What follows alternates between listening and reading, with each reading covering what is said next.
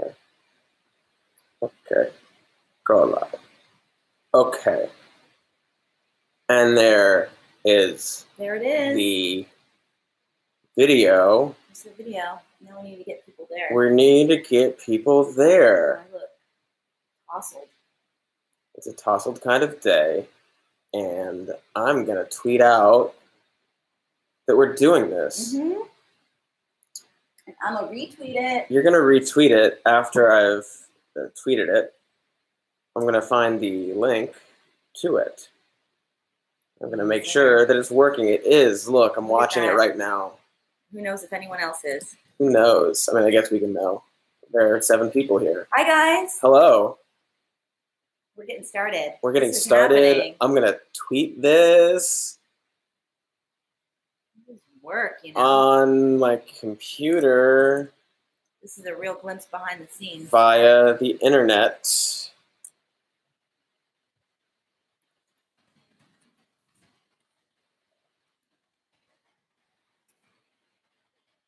And that's how you spell those words. Hi. Entertaining. They're used to live streams. They know how this works. I hope so, because I don't watch live streams, and this doesn't sound like great content. Starting now. Okay, bye. And I'm going to tweet gonna hit the tweet button. There. Hey! Hi, guys. Indeed. Hey, everybody. Facebook it? No. Facebook sucks. It's true. I haven't used Facebook in so long. Since I think the election. Really? Like every 2 months I'll post like the band thing. I posted a thing that the band was playing a show. And then when this show started again, I tweeted.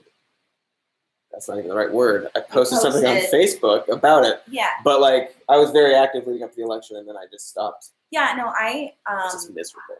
Go months without going on there blissfully, and then I do every so often. It's hard because that's where my mom keeps tabs on me. Well, that's not true. She doesn't have a Twitter account, but she goes to Twitter. She'll comment on the things that I've tweeted.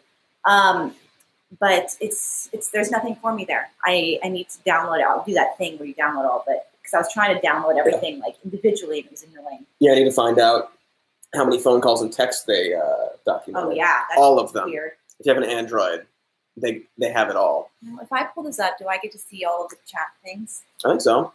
See it there. Cool. Oh, Comic Book Kid, you're correct. We're being used. Hi. So welcome to this. It looks different on my thing here. How different? Oh, wait. You got it. I have to press play. That's why. It looked like a giant flag. It looked like a giant flag. Oh, look, there we are. Yeah. How distracting. Oh, good. Yeah, watch it there. Lily Milos wants to know when the album's coming out. That's a great question. That is a great question for Cody. Sometime this year.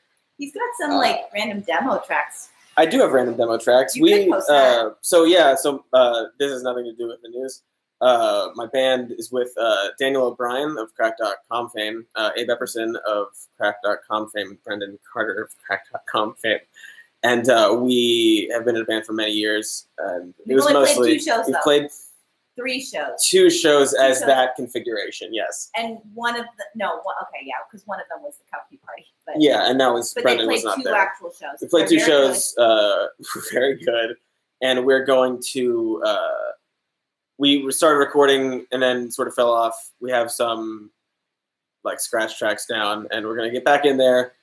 We have a practice this Saturday, and so by the end of the year, there will be an album.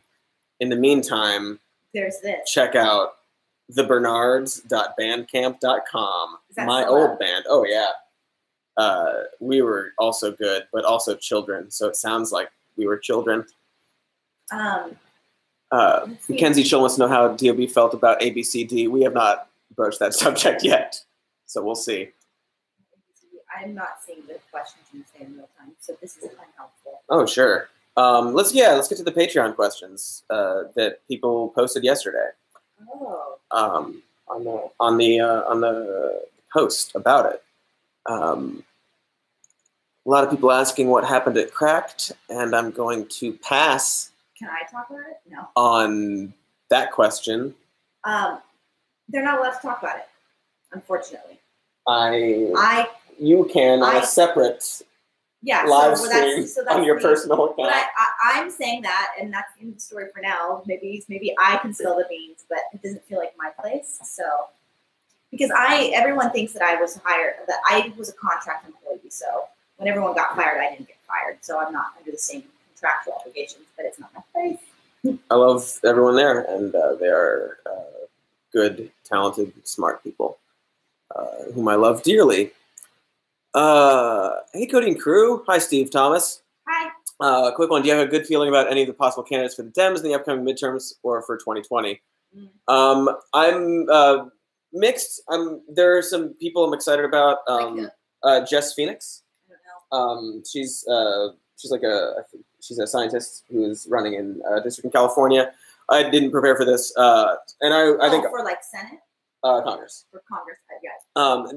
I'll be doing more and more, I think, about those people in the coming months. I'm generally excited because I think that, there's no debating the fact that there's going to be a big blue wave of votes coming in, and generally, I think that a lot of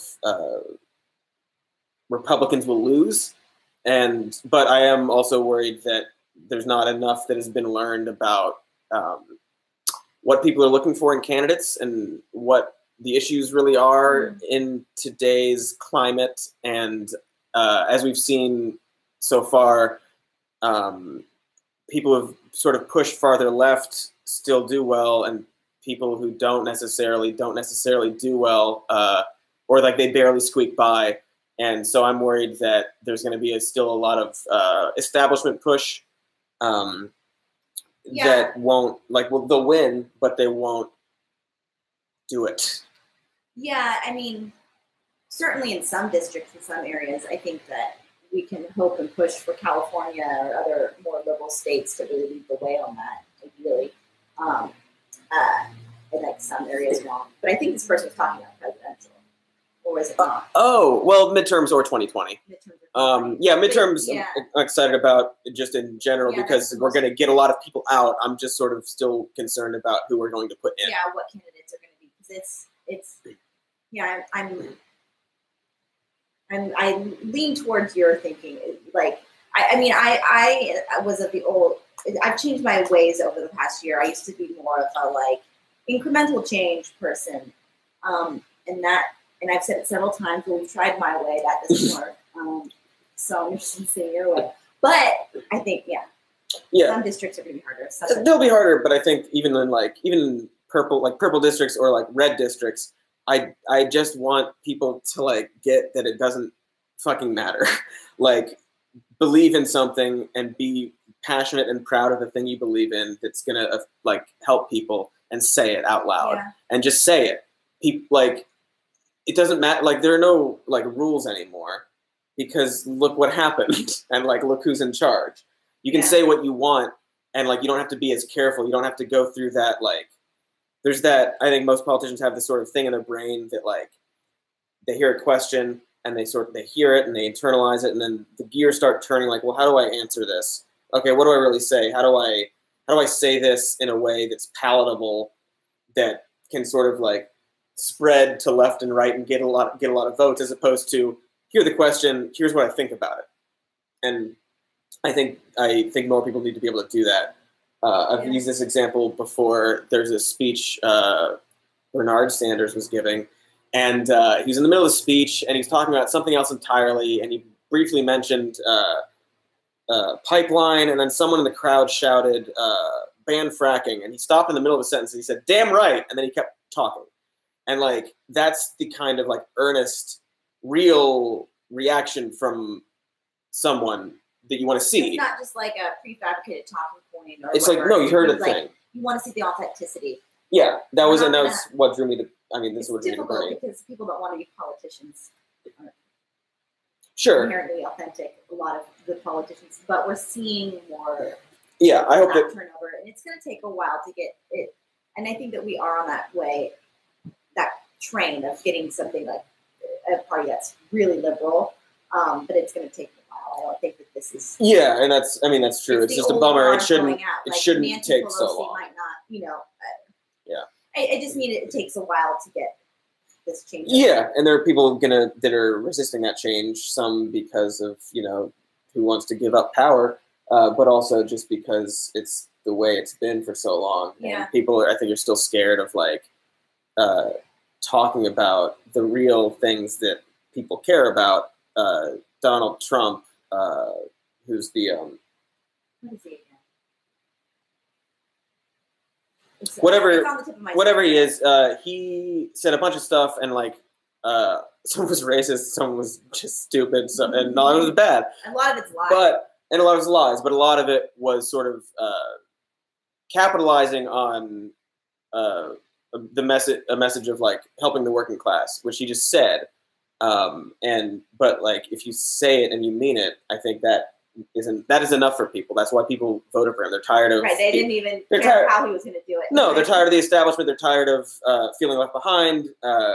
And he just said it without meaning it. But if people really say it, I think that's going to help. I don't know. Also, I think it's too soon to talk about 2020. Sure. This is getting closer, but I don't have a standout candidate in my mind. And I do kind of want to see what happens in the midterms. Sure. I would still vote for Bernie if he ran, just because he's so old though. Doesn't that make you nervous? If he's got a good VP, I just all that stuff. It's if the message is correct, or if I agree with what he believes in, then that's the thing that matters the most to me. Yeah. And I think that he's still I think one of the few people that are saying the kind of things that I think people should be saying. Except for water, which we'll get to. But and also, apparently, it's okay if you're not pro-abortion. I haven't checked in on him recently about that, but yeah. But I mean, that's just the DNC now. Yeah. But Kirsten Gillibrand, I've been getting slowly excited about. She's one of the only senators who's voted against every single nominee. Her voting record in the age of Trump, at least, is very good. So she's definitely planning on it. And a lot of things she's saying, I hear and believe her and connect to or connect with. I don't love that she immediately came out to endorse Cuomo in the governor's race, but we'll see.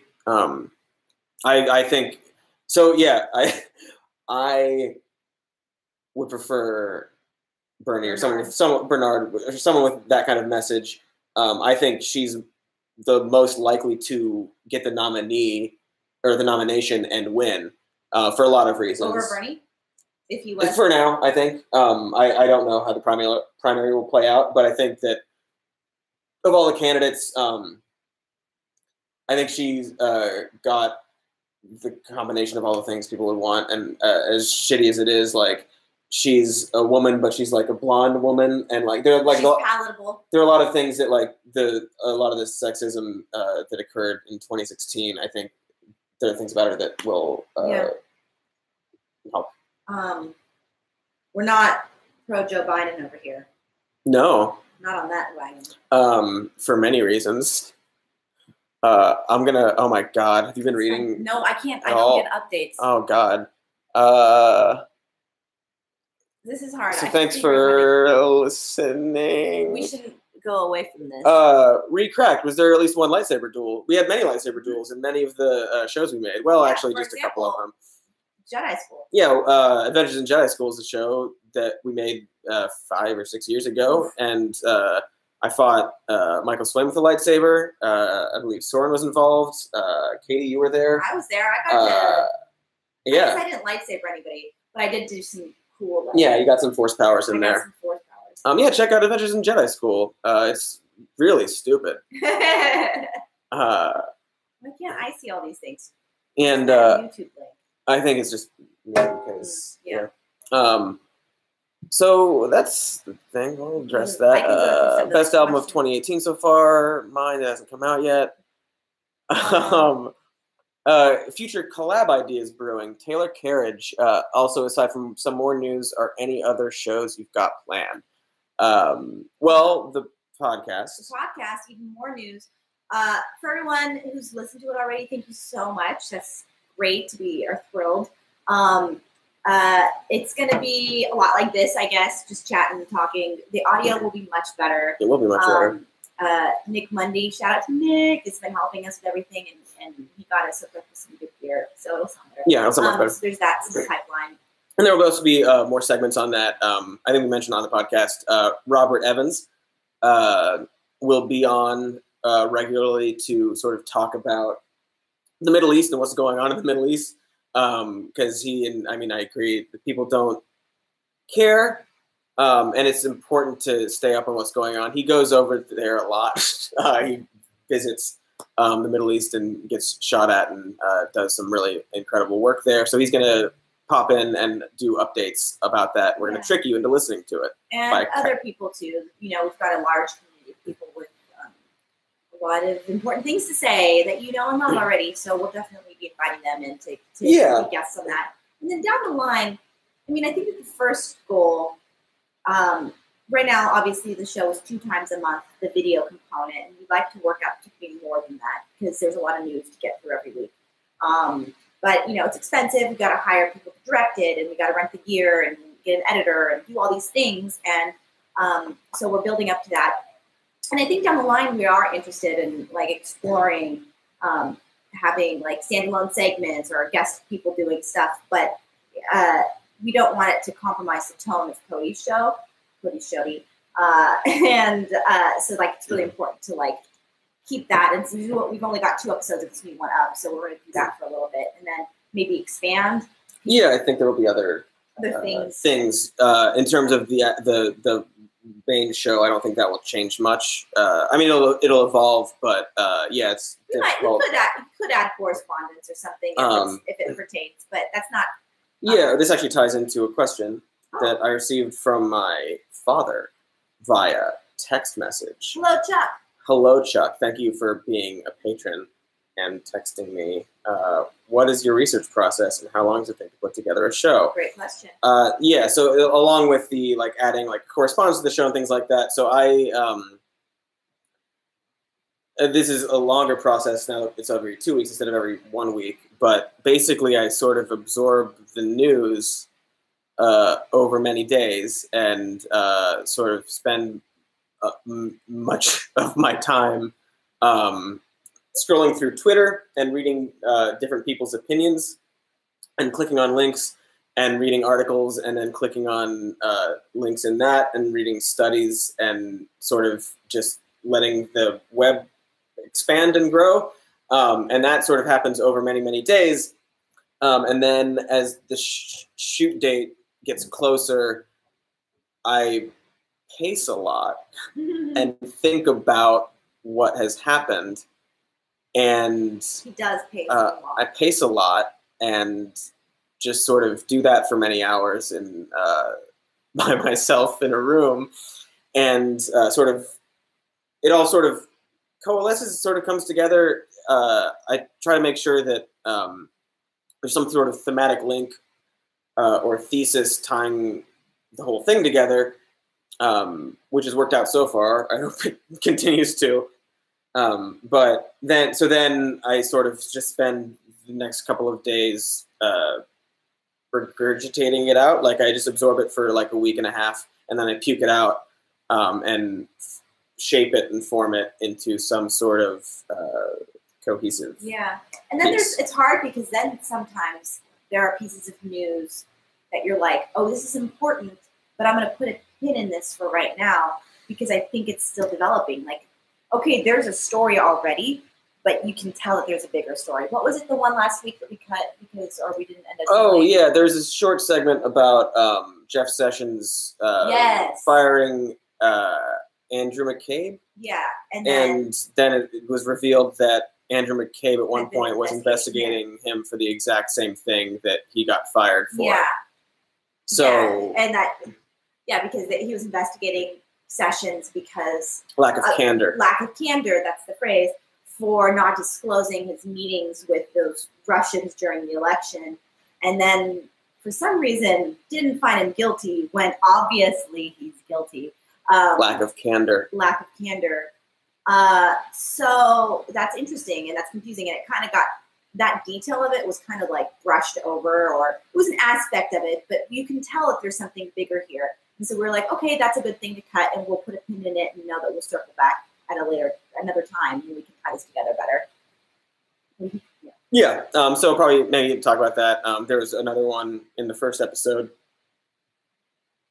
There's just some fucking tweet from Ben Shapiro about a gun fact, and it was he was misrepresenting it, and it was a dishonest post from Ben Shapiro about a gun fact, and it really bothered me because he presents these statistics in a very dishonest way. And so I did a short segment about that, and then it was like, well, okay, it doesn't super tie into it, and this is a topic that will not go away.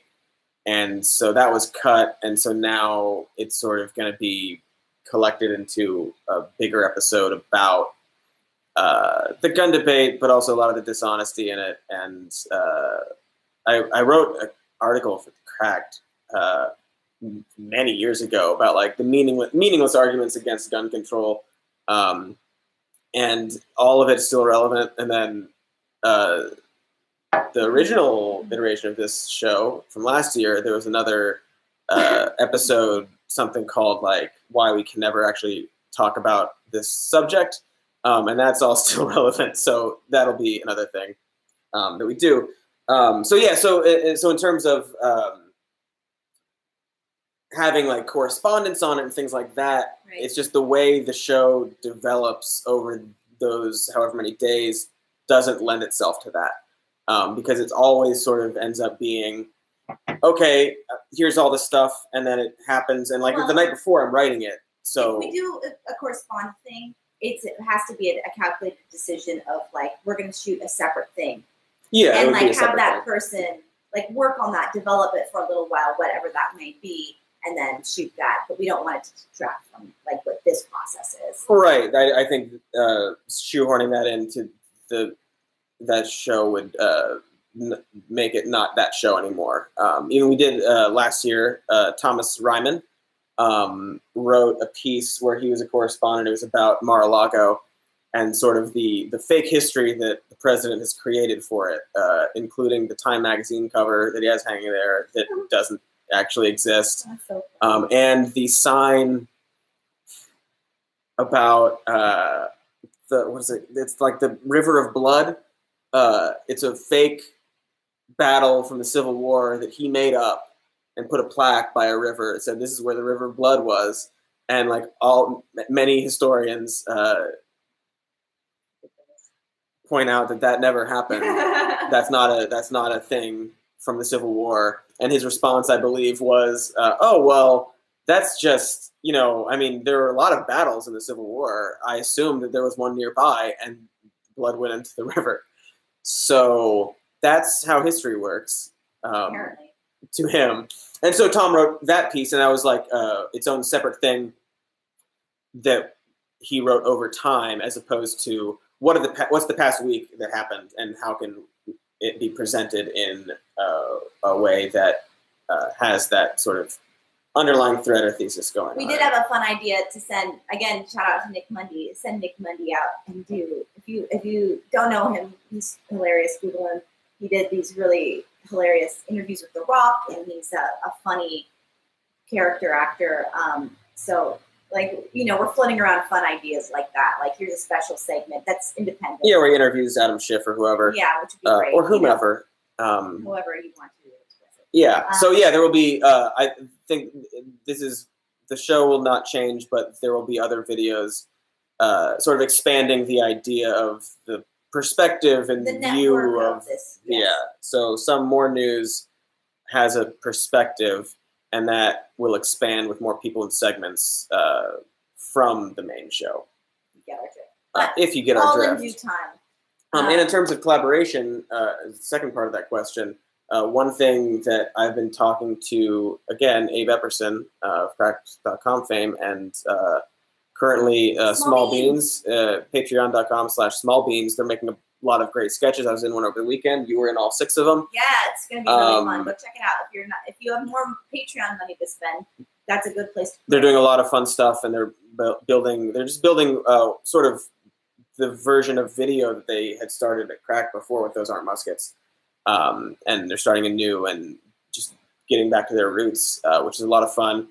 And I've been talking to Abe, famous for being a guitarist in my band. What's the name of your band? I can't answer that. Okay. But we've talked about sort of pulling together some Small Beans and some news things and doing a collaboration, bringing back Scott Bug, or Marvels of the Science, the show. If you've seen that, you can Google those phrases and words together. We are not quite sure the legal ability of us to do that. If any of you are lawyers or entertainment lawyers, hit us up. So it might not necessarily be Marvels of the Science with Professor Scott Bug. It might be Miracles of Scientifics with Tim Chair. But he will sound the same, and it'll look the same, and it'll be the same. Could he just be Scott Bugs? He probably could be. I don't know if that's enough. Adam Ganser with a Z. Culver City wants you to tell him about the conspiracy machines. He was building the conspiracy machines? Get the fuck out of here, Adam. You shut your goddamn mouth, Adam Ganser. God. He's just talking about Minecraft because he hates Minecraft, and he hates that we all love it. You just go and punch things. No, you also make machines, as Adam Ganser has pointed out. Thanks for that question, Ganser. Maniac. More things. Flannel Lemon, where do you guys get ideas for topics to cover? That's just, I already covered that. Twitter and the news and statistics and studies and things. Original post. I'm going to go to the original post. Yeah, let's go through more of that. There are actually 2 similar questions I've seen pop up, one in here and one in the original post, about Jordan Peterson. Let me find this. Aaron Burtzer. Hey, what are your thoughts on Jordan Peterson? He's a friend of Ben Shapiro and appears on a lot of alt-right friendly media. He's an American, obviously, but I'm curious what you think. Similarly, someone asked about him, and the phrasing was something about Jordan Peterson. I can't find it. I'll probably do something about him in the future. I've tried to avoid him as much as possible because there are only so many people to be like frustrated with who have a voice, and the Dave Rubins of the world and so on. So briefly and diplomatically, not so diplomatic, I think Jordan Peterson is probably an intelligent man in regards to very specific things. And I think that he wrote what is ostensibly a self-help book that uses very vague language and very lofty language together to create the illusion that he's saying something profound. And I think that him doing this sort of self-help, because most of the things he says are like, clean your room, stand up, it's all just sort of very basic advice for people, but it's presented in this pseudo-intellectual language, and I think that he's sort of taking advantage of people and sort of capitalizing on this young, anxious, white male movement that's happening and pushing that as far as he can. And I don't cotton to it. So I think that he's at its base, I just think he's a bit of a huckster. And kind of taking advantage of people, and yeah, I don't know what you can, and like a lot of the stuff he says also is like about like order and chaos. It's just like very basic like hero's journey, like storytelling stuff that he's presenting in this new way, and it's not profound or interesting. It's just he's saying it in a new way. I don't have anything to add because I don't know much about it. That's fine. And that's frequently for me. Frequently, I'm being taught who awful people are by Cody. Samuel, I do want to say he puts too much stock in the idea of masculinity, which he perceives as a natural thing that is needed in the world. That's not true. Masculinity is a contract. Exactly, things like that, where like he simplifies things too much, and he just doesn't. I don't think he thinks things through. I think that much, and I think that he. I just think he's a bit of a huckster, and I will leave it at that. Stephen Molyneux. I was going to cite him as well. He's another similar figure that is like self-help, but really pushing this this like culture war and taking advantage of people, and also like it's very cult-like the way they talk. Both of them, it's very cult-like, and for being in the same crowd as like facts don't care about your feelings. They play to emotion quite a bit, and like even like Stephen Molyneux, he advises people to like disown their family to be in his little club, and it's just culture war. Exactly, Madeline Burleson. It's just dishonest, and it's working for them, and that's not great. But I think there's a reason that so many people on the right are in that same sort of camp. Doing the same kinds of things and taking advantage of the same kinds of people and pushing the same kinds of things. So yeah, I'll probably talk about them more in the future. And I don't recommend anyone look into them, but if you want to, you can. What else? What do you got? Let's see. I just saw. Yeah, he's not a Nazi, but he's a sexist. Are you going to be bringing back some old bits, like some sports or Cody Joke Junction? Oh, I'm sure if sports thing happens, I'll, one of those sports things that I'm really up on, I will address those. Those events, yeah. I think Petty Joke Junction is something that will continue, and it may be called something different, but it's the perfect name for it, so I don't know. That's something we want to, we've thought about it, but we don't, we will see. We've talked about the legality of it. Yeah, because also, I mean, like Seth Meyers recently did a piece called "Let's Get Petty" that was a rapid-fire series of petty jokes about the president. So the bit dangerously close. The bit, I guess, is fair game. Yeah. So the title might change. It might not. Honestly, fuck it. If it's not called Petty Joke Junction, it'll probably be called Petty Jerk Joction. Yeah, do you guys like Petty Jerk Junction? We'll vote on that. We'll add a poll. Adding a poll or not. How do you do that? Let's see. I wouldn't mind starting a cult. You're right. We could do a cult thing. One piece of advice I have for you is be true to yourself.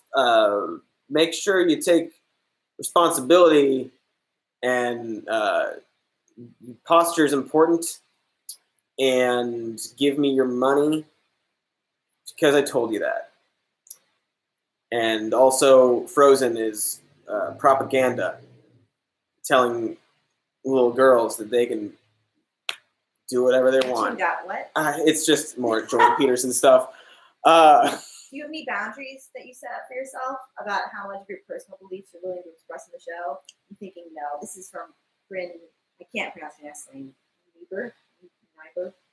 On the original post. Niebuhr? Yeah. The boundary? Do I have boundaries? Probably not. I've got my perspective, and it's all like all the news stories are going to be filtered through that perspective because it's just me and my voice talking. This isn't actually fair. Well, it is fair. Well, but you want to take everybody, but you're just saying I don't lie. I'm not like dishonest. Everything I say, I try to make sure to have like a graphic that cites like, here's where I saw this, here's where this fact comes from, here's this statistic. Show your research. So I would say I'm like, I'm just gonna say things that I believe, but it's all based off of facts because I've heard that facts don't care about your feelings. They don't? No, people do. People should. You think that they do. You think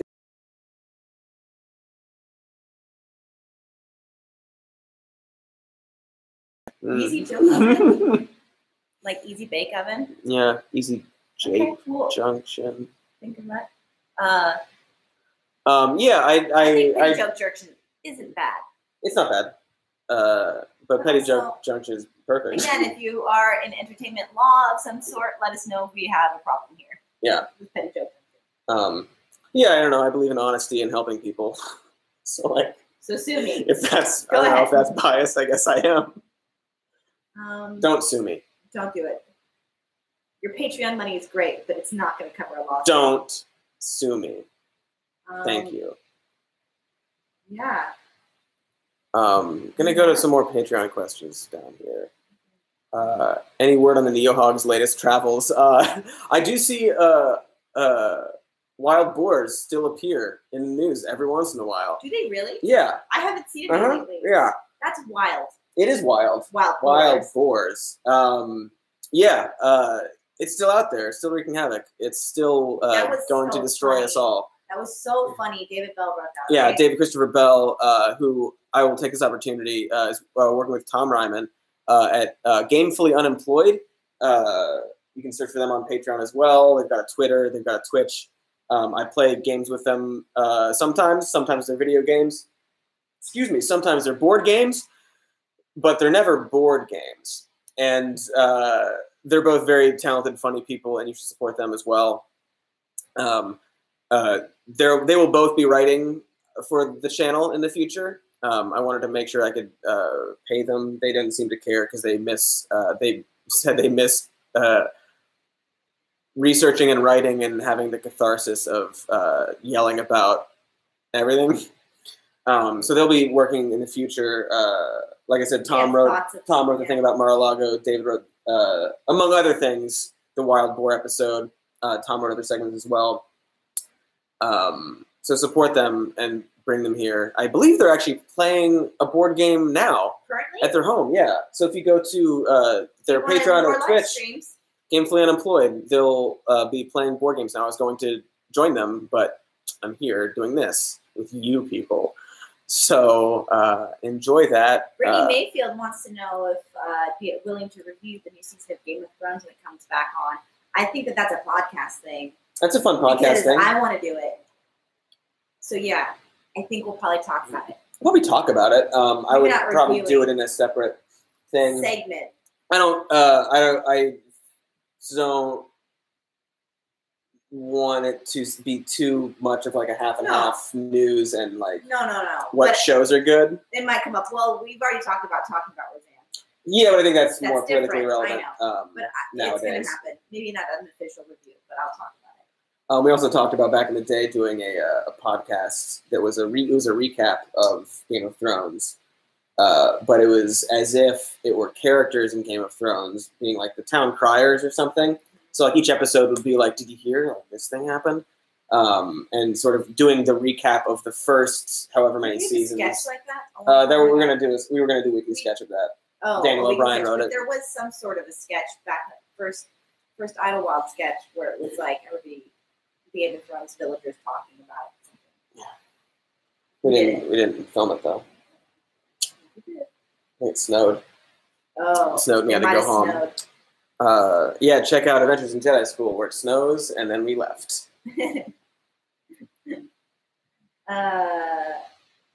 Mark Massa. Question A: are you over, under, or normal whelmed by your Patreon support? I am absolutely overwhelmed. After the thing that happened a couple of months ago,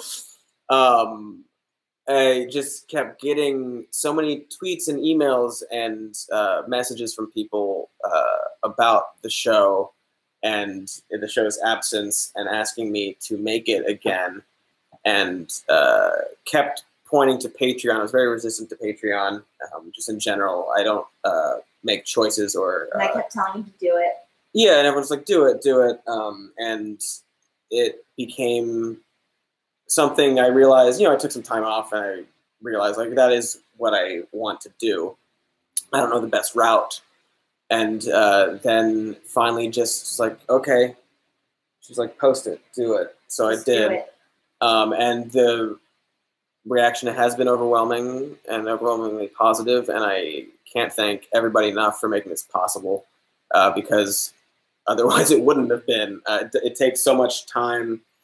Even just like it takes days of just like reading and like being alone in my brain, but then like getting everybody together and like buying all the equipment, renting the equipment, getting the backdrop, getting the thing, hiring the editors and the editing process, and like it takes 4 days to edit it, or 3 days, I guess, something like that. It just isn't a one-person job, and it can't be. Yeah, I mean, even like the graphics, I do all the graphics now. We used to have people, very talented people, do that. Christina Newhall did the graphics for that, and she worked so hard, and it's just without you guys it wouldn't be possible, and I can't thank you enough for allowing me to yell at you about things that you are probably upset about. So I will keep this going for as long as my brain and health allow it to continue. Question 2 from Mark. What do you think about purchasing airtime at like 3 a.m. when infomercials are on TV and airing episodes of Deja News? I've not thought about that. That's a fun idea. I don't know how much that would be, or if it would be possible.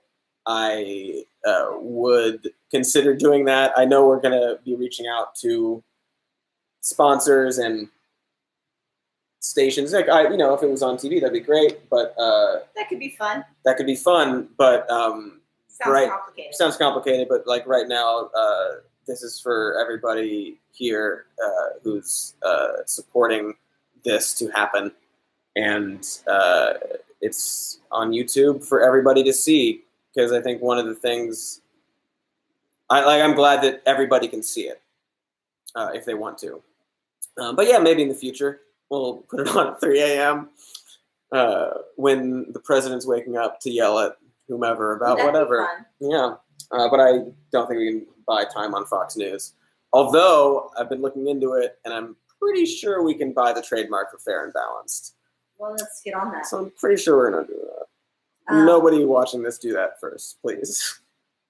How many more questions you want to do? I mean, I've got tons. Yeah, we'll probably wrap this up in like 10 minutes. We were going to do this for half hour, but it kept going, and here we are. And thank you for being here for it. Let me go into the chat and see what we got. Natural Disaster Not still around. Let me talk about that while I talk about while you look for stuff. Not so much. I mean, yeah, we all work together. Daniel, so... Interestingly, Will Gord, who was directed and edited, we need to get some lights on up in here. Oh my goodness. Will Gord is directing these for us. He's helping us shoot these, so we're still working with him. And Daniel Gord, his brother and one of my dearest friends in the whole wide world, we still make sketches together. He is doing something really cool. He's been working on a sketch series with Matt Vilkas, who is also a hilarious actor. You should check them out. It's called Matt and Dan. You can go to their Instagrams or their Twitters and see the links, and they've been releasing videos, and they're great. But Natural Disastronauts as that incarnation, not so much, but all of us are still working together, as you can see. And now I'm going to try to get some lights on. Where are you going to find them? Well, there's this one. That seems like it's going to be... Not good. Not great. I'll move this a little bit. So other questions that have been asked. People are asking about DOB, which I believe stands for Dan O'Brien. if he's going to be a correspondent on the show, and I will say probably not, just because I don't think he's interested in that kind of thing anymore. I don't think he wants to be like a figure on camera or anything like that. He did it for 10 years, and I think he's sort of at least taking a break from it. Maybe he'll decide later that he misses it and wants to do it again. But I don't think that's his plan right now. I think he'll be guest on podcasts. He will be a guest on our podcast at some point. And I think we'll probably do a special episode at some point in the future. Because back in the day, like 5 months ago, so the finale of the old show was the fake news awards that we did. And when we filmed that, we also filmed another episode that was standalone. That was about President Donald Trump's sex life. Basically, all the weird things that he has said over time, a lot in like Howard Stern interviews, indicating to us at least that maybe he's actually never had sex. And we wanted to treat it respectfully because obviously he's been accused of some really awful things regarding sex. And but we filmed it and it was funny, and we want to do some version of that with all the information that we gathered over the many months about that topic. And so I think there'll be a special episode with that, and then probably have Dan on to talk about it afterwards. But in an official like correspondent capacity, I don't think that he would be interested in doing that. He was in the chat a little while ago, so ask him. Yeah. Hey Daniel, bye. You're gone. Probs. One last question. Yeah, let's do one last question. Oh, I keep seeing a lot of questions about DSA, Democratic Socialists of America, and like my opinion. And I'll just I won't go too into it. I think generally they're good. I agree with many of the things they believe in. And I disagree. Yeah, we'll talk about that on the show. I'm sure we'll talk about that on the show. Or at least the podcast. I think some of the stuff they do is really amazing, especially with like the homeless community. At least here, I've been to like a meeting or two, and I think that they've got some great plans. Some great outreach or some great community things. They've got cool, great ideas. That's my perspective. I have big butts. Yeah, well, no, we'll get into it later. I think generally the praxis is very good, and I support them generally. I mean, I'm a member. I paid my dues, so. You did? Yeah. I unsubscribed. I get a lot of emails from them, but yeah, that's fine. Danielle Scorgi, I appreciate that you like Frozen, but I'm sorry, it's propaganda for teaching women that they can do whatever they want.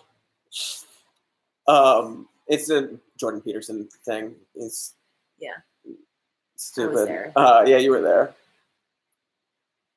There's so many questions we might not get to. There's so many. Well, we're going to be doing this more often.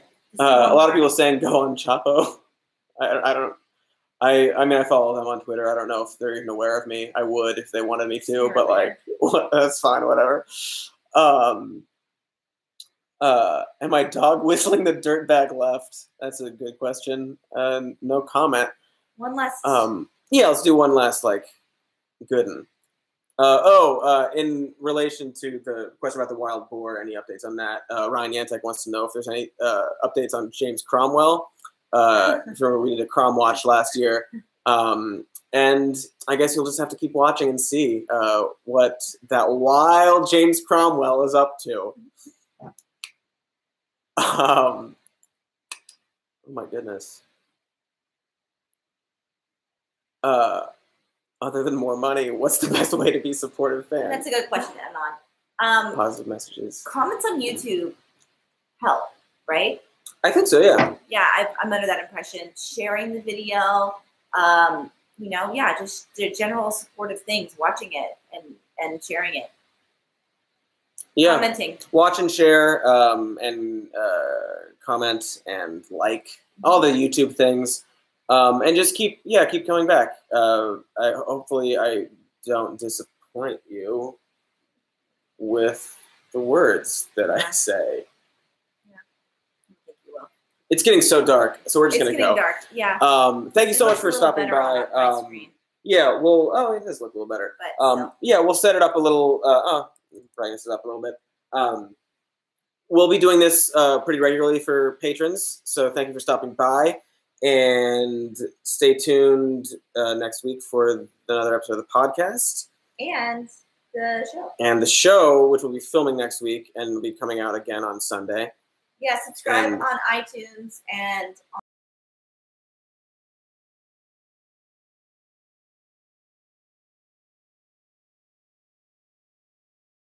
like it.